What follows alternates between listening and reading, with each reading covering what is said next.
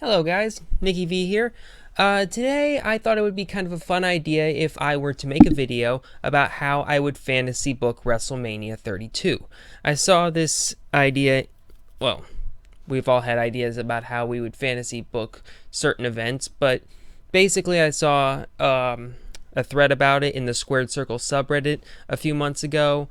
I posted an idea then, and since then I've kind of gone back and forth and redone it a couple times, and now I think I've come up with a card that's really good, top to bottom, features a bunch of people, and makes pretty much everybody look pretty good in the process. So I like what it's looking like. I got it saved on my phone, so let's talk about it. Top to bottom, starting with the pre-show match, the third annual armbar, Andre the Giant Battle Royale, whatever. This year, the contestants will be Adam Rose, Big E, Bo Dallas, Curtis Axel, Darren Young, Diego, Fandango, Fernando. I've never understood why they decided to name two people that similarly. It's just whatever.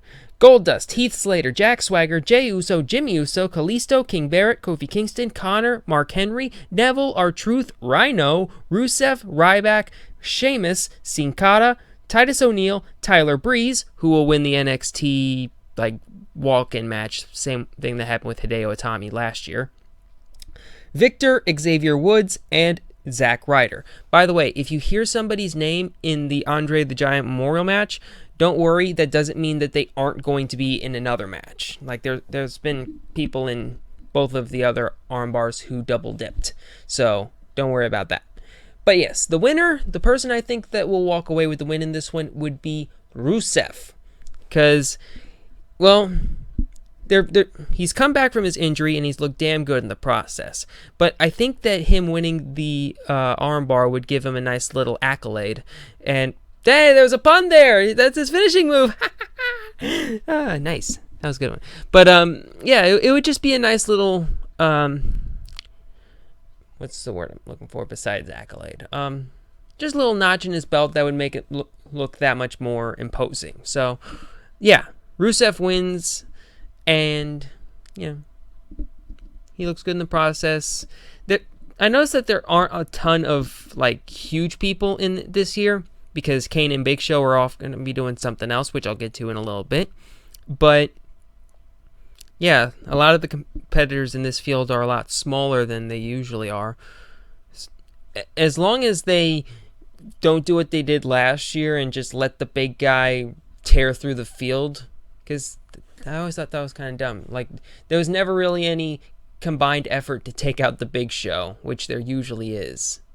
But yeah, this year they'll figure that out. They'll gang up on Mark Henry or Rhino or anybody else in the match who's just wrecking shop, and there you go. That's how somebody like Rusev will end up winning it. Somebody who's not necessarily the biggest guy, but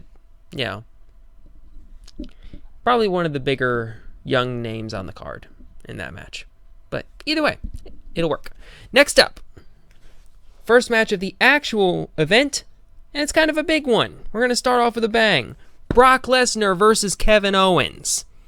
Okay, so here is the setup for this one, and it works doubly because Kevin Owens recently did an interview where he said that his WrestleMania dream opponent would be Brock Lesnar. So it works. Okay, so here's how I would set it up. In a few months, maybe sometime around Hell in a Cell or something like that, Kevin Owens, who is still the United States champion at this point because he's going to win it at Battleground. I'm recording this video the week before Battleground, so I don't know for sure yet, but I kind of know for sure.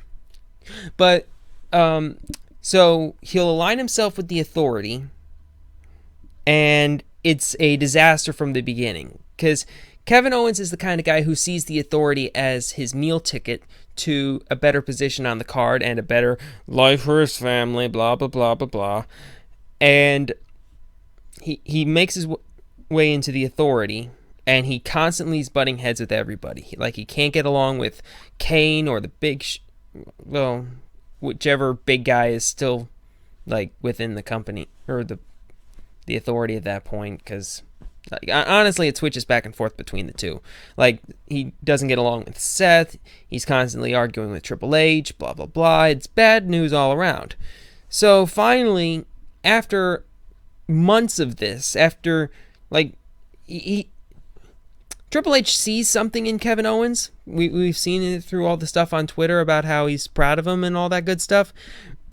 So he wants this to work, and he's constantly trying to make it work, but finally, when we get to around WrestleMania, he's like, you know what, I've had it. This is bullshit. You're bullshit, Kevin Owens, and I'm going to send somebody after you to teach you how much of bullshit this is, and that somebody is the Beast incarnate.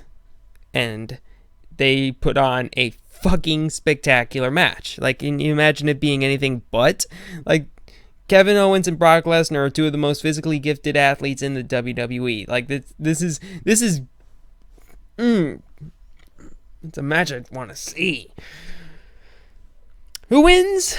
Probably Brock. Brock would win that, just to, like, you can't really have Brock lose under normal circumstances, and the odds would be kind of stacked against Kevin, so I don't really see a scenario where he would win. So I'd say Brock beats Kevin. It'd be a competitive match, but I'd still think Brock wins and goes over. Next match. For the Intercontinental Championship. The champion at this point is Randy Orton. Why Orton, you might be asking? Well, here's how I see this going. After SummerSlam, which will be the final match in the Cena-Owens rivalry, Owens will start up a rivalry with Randy Orton. And this kind of works in kind of an interesting little way, because he would be going up against the two biggest stars, or the two biggest names of the generation in Cena and Orton in back-to-back feuds. It's kind of like how John Cena fought Triple H and Shawn Michaels in back-to-back WrestleManias, like the two biggest names of the previous generation. Only now it's with this generation. So Orton has a feud with Owens, and Owens wins. And something goes off in Orton's mind. Like, he realizes that there's this huge youth movement going on in the WWE. Like, there's a bunch of people who are scratching and clawing for a spot on the roster. And in Orton's eyes, he sees that as a personal attack against him. These rookies are coming up for his spot on the roster. So he comes down just a little bit to the upper mid-card and starts beating the shit out of some newbies. Like, he gets into rivalries with people who have been on the roster for a not very long time. Maybe he has a feud with Neville, maybe Ambrose, Ryback. Maybe he'll be the one who takes the Intercontinental title off of Ryback. But either way, he becomes the Intercontinental Champion in the process and goes through all of these young guys. They put on good matches between them, but probably should have did that before the video started. But yeah, they put on good matches, and but Orton consistently keeps the title. At Fastlane, he has a match with Cody Rhodes, or Stardust, depending on whether or not the Stardust thing is played out by then. Although he might, like, apparently the Stardust thing actually does mean a lot to Cody, so maybe he sticks with the Stardust gimmick. But either way, it doesn't really matter at this point. Orton versus Stardust or Cody Rhodes at Fastlane for the Intercontinental Championship.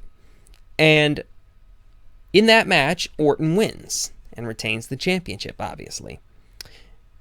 The next night on Raw, Stardust, or Rhodes, calls out Orton and says, I was this close to beating you at Fastlane. I want another shot at you. And Orton, in all of his arrogance, goes, you know what? You're not getting another title match, but since I'm such a good person, I will give you a non-title match against me. And if you win, then maybe somewhere down the road, you'll have a match for the Intercontinental title. So they have their match on Raw, and Rhodes wins. And Orton's not happy about that, like, at all. Like, he beats the shit out of him and RKO's him and just keeps piling on him. And it looks like he's getting ready for a punt until a very appropriate theme music hits. Hallelujah, hallelujah, hallelujah. I'm talking about Damien Sandow here. The intellectual savior of the masses, Damien Sandow, is back, and he is out to protect his old running buddy from the Rhodes Scholars, Cody Rhodes / Stardust. Tell me that wouldn't be some fun segments. Sandow and Stardust. I like it. So, he saves his old running buddy.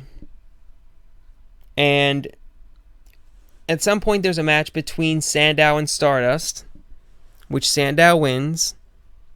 And that gets Sandow a title shot for the Intercontinental Championship at WrestleMania. And they have their match at Mania, Orton and Sandow. It's a really good match. Stardust is in Sandow's corner during that match. And Sandow wins. Sandow beats him.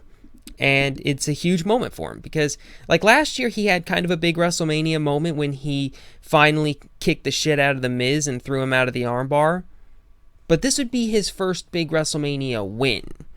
Because, like, he still didn't win that match, obviously. But him beating Orton for the Intercontinental Championship, that'd be a pretty big moment for him. So I like that idea, and I like Sandow winning that match.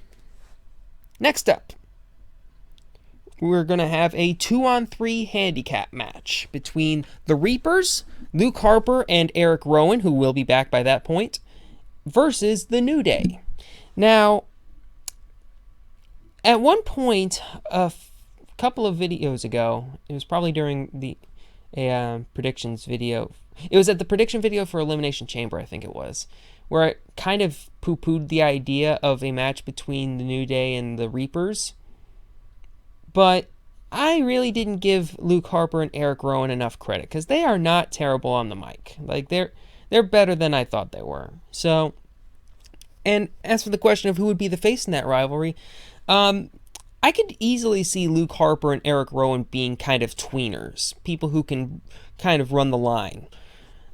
And what would be the setup for it? Well, basically, the Reapers would be calling out the New Day and calling all of their fake positivity and all that shit, calling all that bullshit, and calling them like false prophets and snake oil salesmen, blah, blah, blah. Basically, like, they would just be calling out the New Day and saying that, look, your fake positivity bullshit is not fooling anybody. And I think that those two would be the perfect people to, like, call out the New Day on that kind of thing. And how can I see this going? At Fastlane, in the Fastlane pre-show, there's a match between Luke Harper and Eric Rowan versus someone. Let's say the Lucha Dragons. And during that match, the New Day interrupts them and, like, disrupts the match. And that sets up for the big match or their match at WrestleMania. So yeah. And who would win the match? Probably the New Day. Yeah, the New Day seems like it would be a good one for that one. But yeah, there's really not a whole bunch to this one. This is kind of just a cool-off match. We cool down a little bit, and then we come back up with... Let me make sure I got this right. Okay. So this is going to be a fun one. For the United States Championship, the champion at this point is a heel Dolph Ziggler. He comes back after Rusev beat the living crap out of him a couple weeks ago. He comes back, and now he's pissed off, and now he's gone back to being the Healy show-off. Because that's the way Dolph Ziggler works best, when he is a douchebag. Because you can't really be a show-off while being a... Well, you kind of can, but it takes a lot of work, and particularly lately, face Dolph Ziggler is not that interesting. So I would say turn him back to being a heel, especially seeing as like with all the stuff that Rusev Like, the way that he's been going about the rivalry with Lana and Rusev, it really feels more in line with what the heel would be doing anyway. So have him come back as the heel. I think it would work pretty well. So, at some point he wins the United States Championship before the Royal Rumble. At the Royal Rumble, he comes out at number 1. Coming out at number 2 is Cesaro. So the Royal Rumble starts and they're going at each other. And they keep going and they keep going. And eventually more people come out. And they beat the crap out of him, out of the people who come out. And then they go back to fighting each other. And this goes on and on and on for like 20 solid minutes.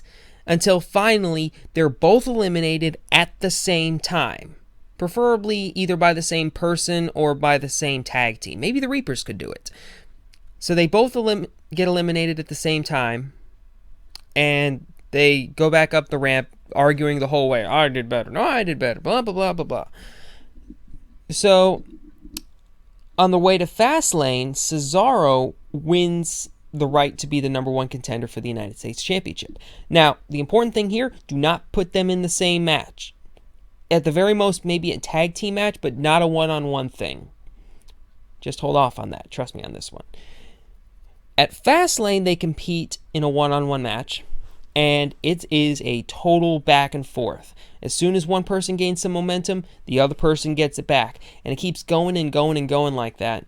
No clear winner yet, until finally the action spills out of the ring, and Ziggler, in an act of desperation, hits Cesaro with a zigzag on the entrance ramp. Boom, they both hit the ramp, and they are both done. They are both out. And neither man is able to answer the 10 count, and the match ends in a double countout, which results in Ziggler retaining, of course. After the match, the Authority comes out, or not after the match, at the let's make it on the SmackDown afterwards, just so SmackDown has some storylines of their own. On the following SmackDown, someone from the Authority, maybe, like, this is the tricky part with the Authority, because Cesaro has been shown as pro-Authority before, and Ziggler has been one of the biggest thorns in the side of the Authority. So, you got to be careful with this to try and not establish any bias, because you want this rivalry to be as down the middle as you could possibly get. And hell, if you want to make it really interesting, have Vince be the one to do it. Although if Vince does it, you kind of have to put it on Raw, because, like, Vince showing up on a random SmackDown seems unlikely. So have Vince show up. Hell, if you have Vince show up and talk about how great the match was at last night's pay-per-view, then it would kind of vindicate him for all the shit he talked about Cesaro. So that'd be an added bonus. But he talks about how the match was amazing and how the only problem with it was that there was no clear winner, and the match ended without really deciding anything. So tonight on Raw, we're going to see Cesaro versus Ziggler again. But it's only the beginning, because that match on Raw is going to be the first part of a best of 5 series. How long has it been since the WWE's done something like this? Like, the last one I can think of was with Booker T and can we talk about him? Fuck it. Between Booker and Benoit. So yeah, it's been a while since the WWE's done this, and I think Ziggler and Cesaro would be two of the perfect people to do this kind of thing, because for a match like this, you need two people who have very diverse move sets so that their matches don't become like similar and repetitive and something like that. And you also need two people who the fans are really behind.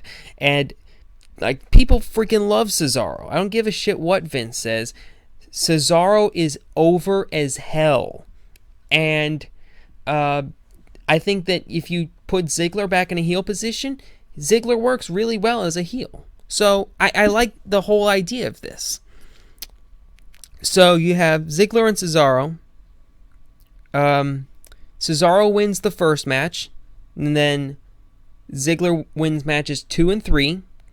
Cesaro wins number 4, so it's 2-2, and the 5th match is, of course, going to be at WrestleMania. Now, it's a 5-week build from Fastlane to WrestleMania. So the first 4 weeks, you'll have the first 4 matches. On the 5th week, they get to decide each other's opponent for that Raw. So, and here's kind of a cool thing I thought of. They would each call upon an old running buddy to help them out here. Cesaro would get Jack Swagger, his old buddy with the Real Americans. He'd get Swagger to face Ziggler. Because I don't think that their relationship ended that badly. I think it was fairly amicable, actually. So they would still be cool.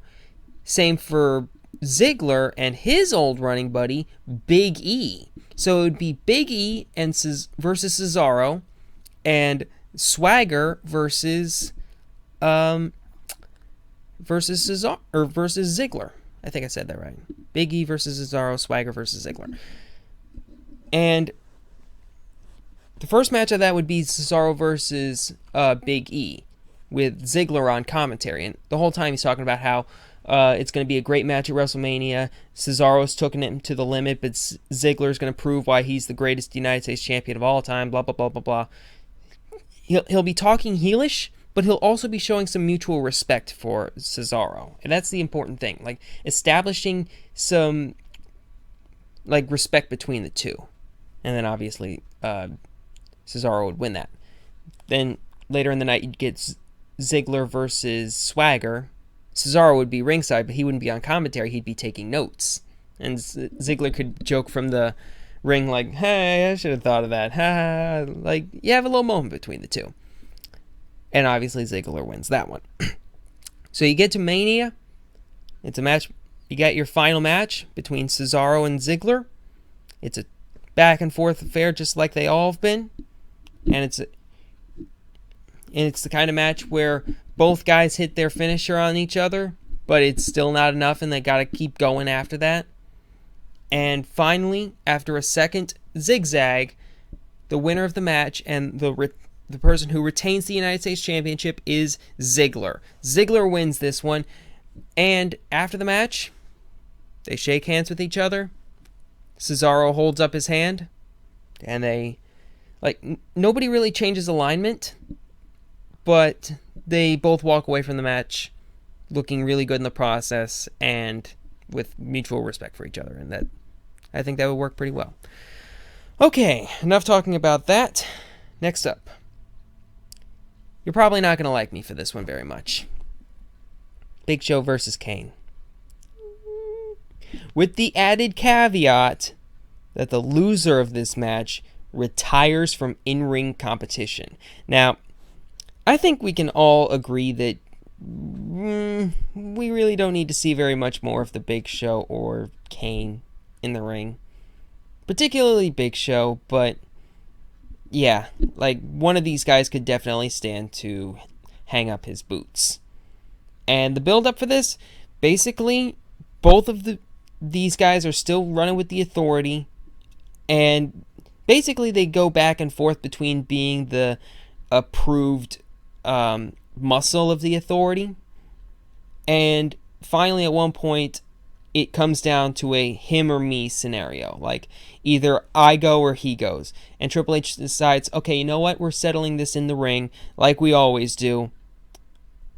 Kane versus Big Show, loser retires. And like it would work pretty well because these two have chemistry together. Like you don't see this with a lot of big guys, but like they have competed with each other both on teams and against each other so many times that they have a good feel for each other.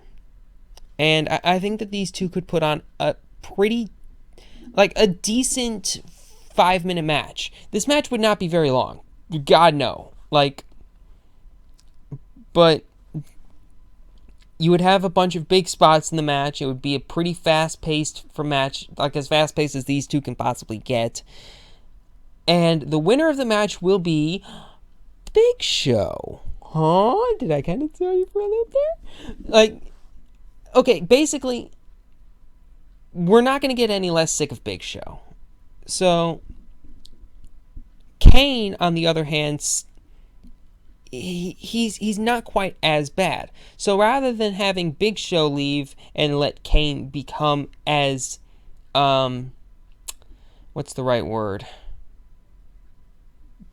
Let Kane become as annoyed or looked down upon in the eyes of the older fans. Basically, just have Kane retire while he's still on a semi-decent note with the fans. So you have Big Show win, Kane retires, and he goes off into the sunset with a tearful goodbye. But trust me, this is not the end for the Big Red Monster, so stay tuned. So next up on the card we have... Now, this is another match that some people are going to question whether I should have it on here or not, but I think that with the two people involved in this match, it'll be something that people will enjoy. It'll be an NXT Championship match between Finn Balor, who is still champion at this point, and Samoa Joe. Now, yes, NXT is still the developmental league, and I understand that. However, these two guys, particularly these two, have a really, they have competed in matches where, they've competed in big time pay-per-views before. So it's not like what would happen if you had Tyler Breeze or Enzo Amore or people who have been mostly products of the WWE who haven't headlined big pay-per-views in other promotions. Finn has been on huge pay-per-views over in New Japan, and Samoa Joe has done the same with TNA. So these two guys, I think, would be the two perfect people to have in a match like this for the NXT Championship. And if Samoa Joe has already made the call-up by now, then have Hideo Itami in his place. He should be healed up by then, so have Hideo do it. I just want to get some type of NXT exposure at WrestleMania, and I think that would be a really cool idea. So you'd have Finn versus Samoa Joe for the NXT Championship at Mania. Who wins? I don't know. I would say that this...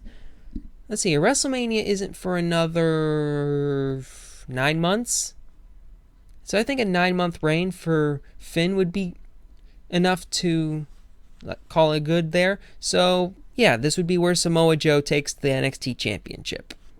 I think that would be a pretty big moment and something that the fans would enjoy. So yeah, there you go. Mr. Samoa Joe takes the NXT Championship. All right, next up, John Cena versus Triple H with the Authority on the line. It had to end this way. Could you envision any other way that the Authority storyline would end besides John Cena driving the death nail in it? Did you? Did you really? Did you? No. And it makes sense for it to...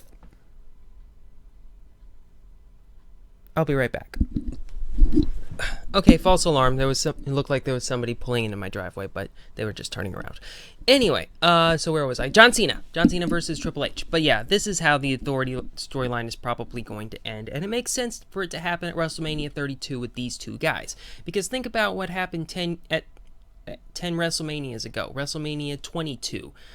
It was John Cena's first World Championship defense at his first WrestleMania World Championship defense, and it was against Triple H, and it was a really, really good match. So 10 years later, you got these two again, Cena as the grizzled veteran, and Triple H as the crooked authority figure. I think that would be a nice way for that rivalry to finish up, or for that storyline to finish up. Of course, Cena wins, as he is oft to do, and he takes out the Authority, and we don't have to hear about any of this cockamamie bullshit, Authority bullshit ever again. Yay!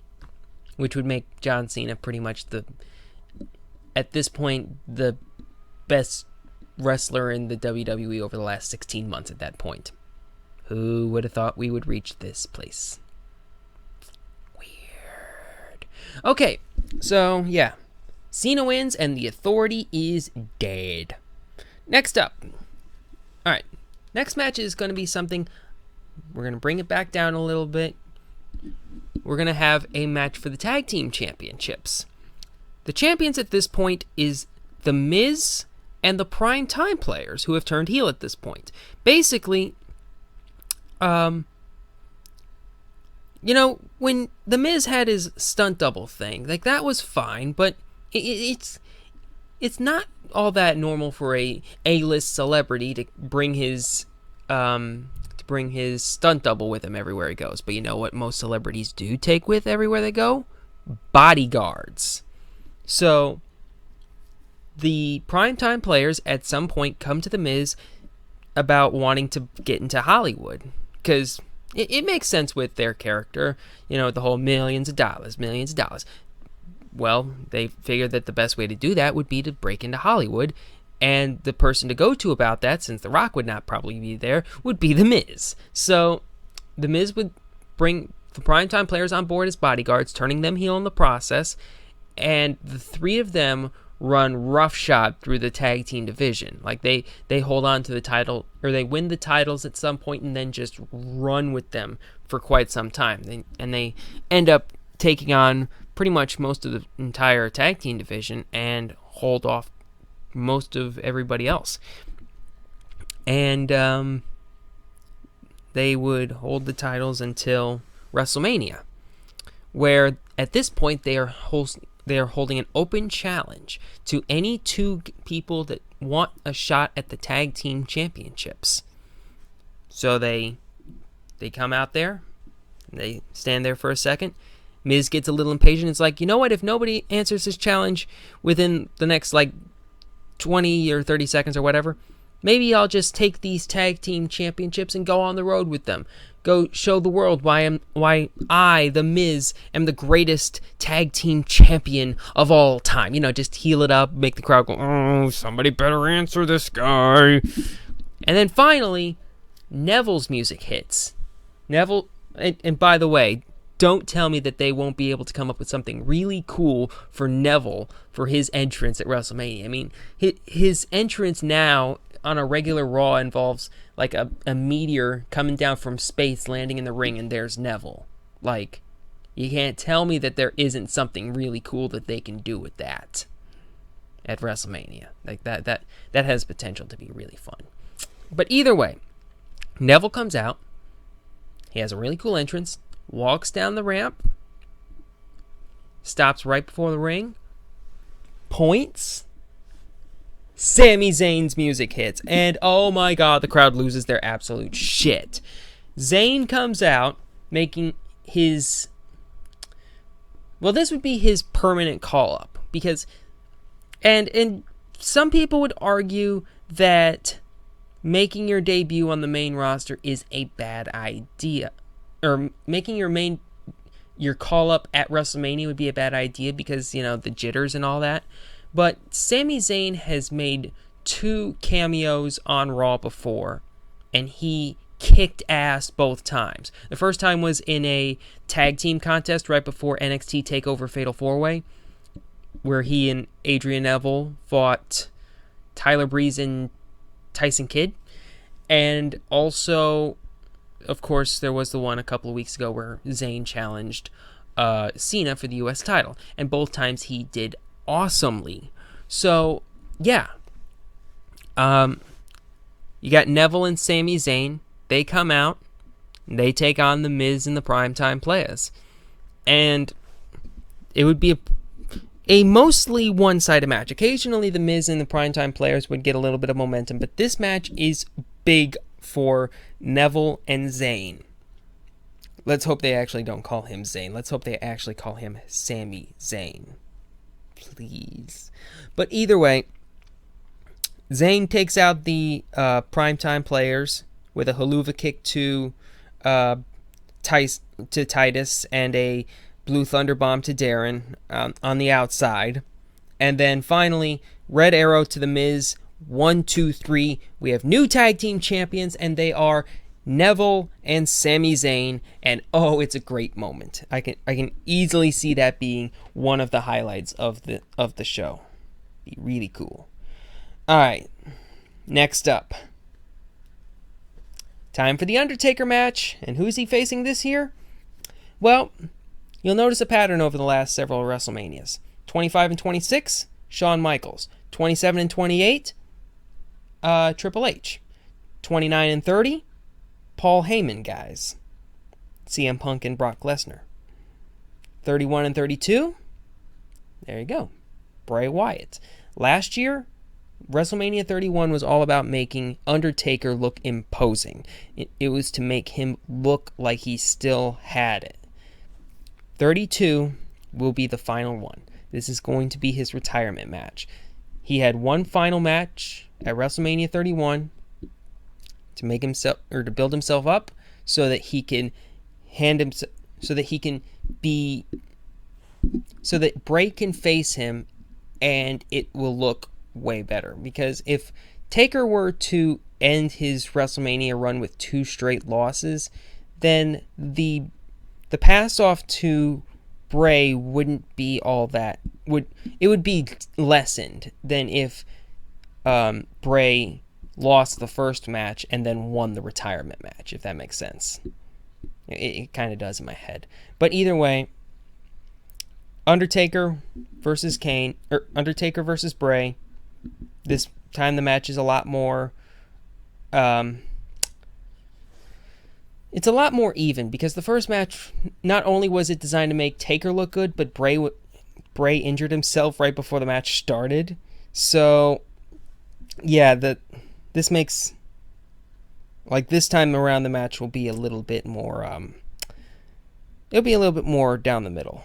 And as a result, after maybe 2 Sister Abigails, Bray wins, and the Undertaker gets to walk off into the sunset, and like, that's going to be a huge moment. And he walks out and raises his hand in the air one last time and walks right the hell out of there. All right, so next up, we have 2 more matches to go. First one is for the how should I put this? This is a match for the Divas, but it's not for the Divas Championship. It's for the Women's Championship. Okay, so here's how I make this interesting.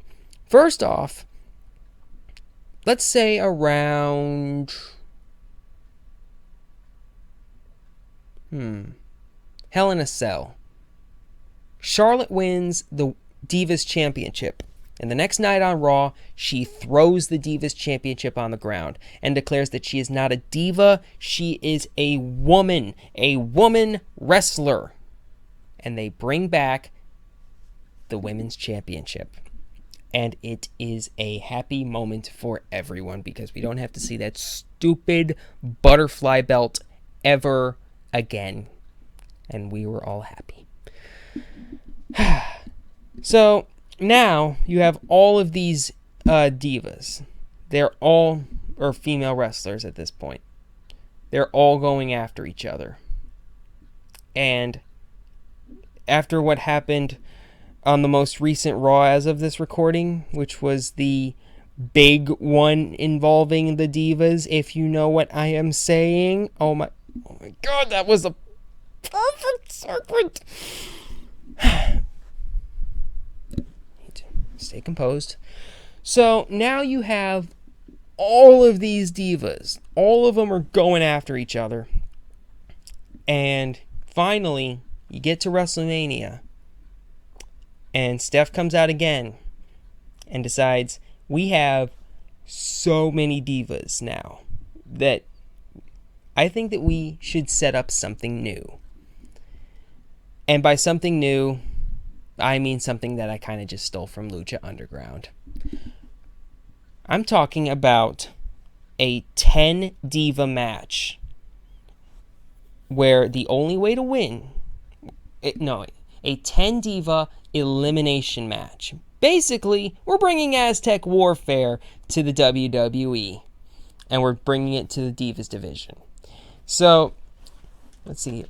Oh.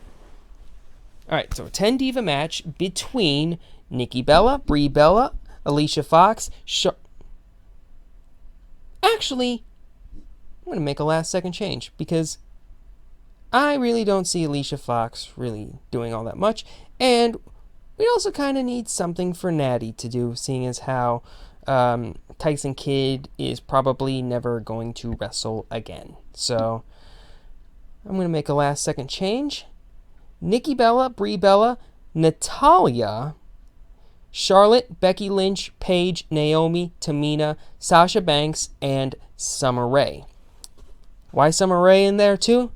Well, basically she's making a name for herself with this whole Ziggler, Rusev, Lana love quadrangle. Like, she's really the best part of that whole rivalry, just because now she's making a name for herself and not just being background diva 37. So I say she becomes the 10th person in this match. She's earned it. Good job, Summer Rae. You done good.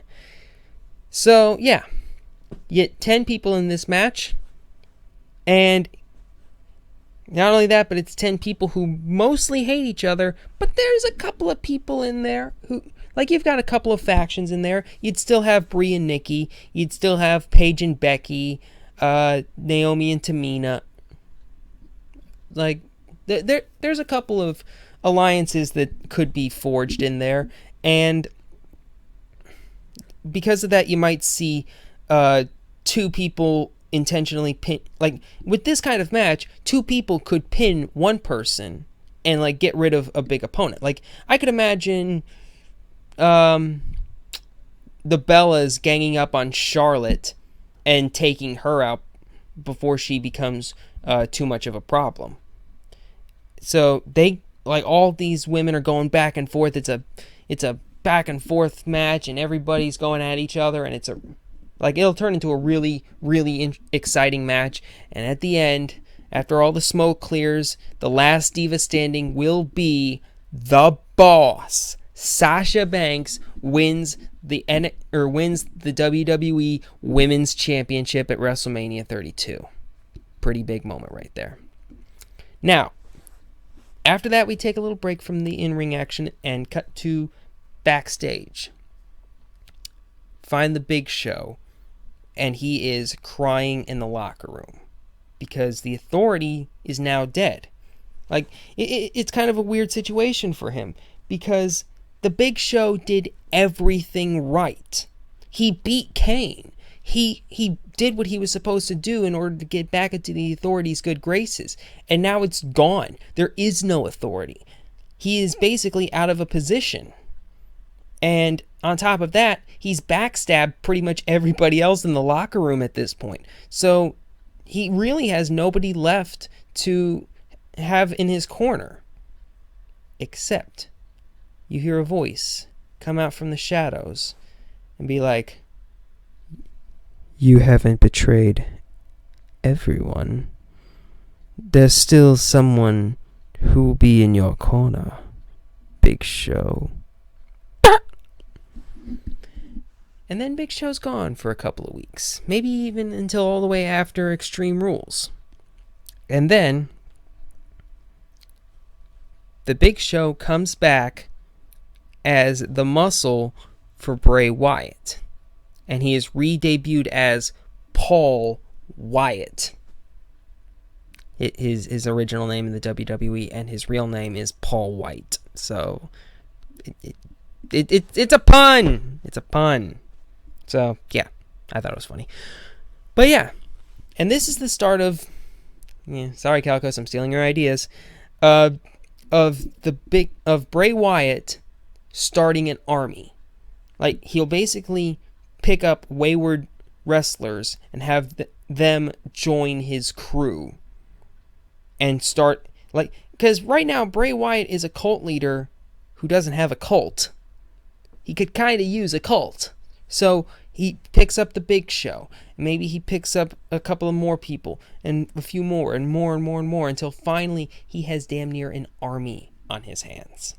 So, yeah, it's looking really imposing, and it'll give somebody a big rub when they're able to like take out the Wyatt family around WrestleMania 34. Yeah, we're going 2 years with this. So, yeah. All right, so now we're back to the ring, and it's the final match for the World Heavyweight Championship. And if you notice the 3 people that I haven't mentioned yet, I think you know where I'm going with this.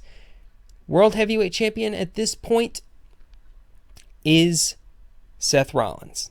I don't think he's going to hold the World Championship all the way until WrestleMania. In fact, I think he'll probably lose the title at Battleground. Again, this video is happening the week before. But yeah, I think that Seth Rollins will instead, like, let's skip down the road a little bit. Let's go to the Royal Rumble, where the last 2 guys in the ring are Dean Ambrose and Seth Rollins. The champion at this point is Roman Reigns, actually. I think he'll win the title at, say, Survivor Series or something, and he'll hold on to the title. At the Royal Rumble, the last 2 in the ring are Dean Ambrose and Seth Rollins. And Seth is going to trying to take out Dean, and Dean does the old duck and under and flip over, and Dean Ambrose wins the 2016 Royal Rumble, and it's the first time anybody is not pissed off at the ending of the Royal Rumble since Edge won. Yay!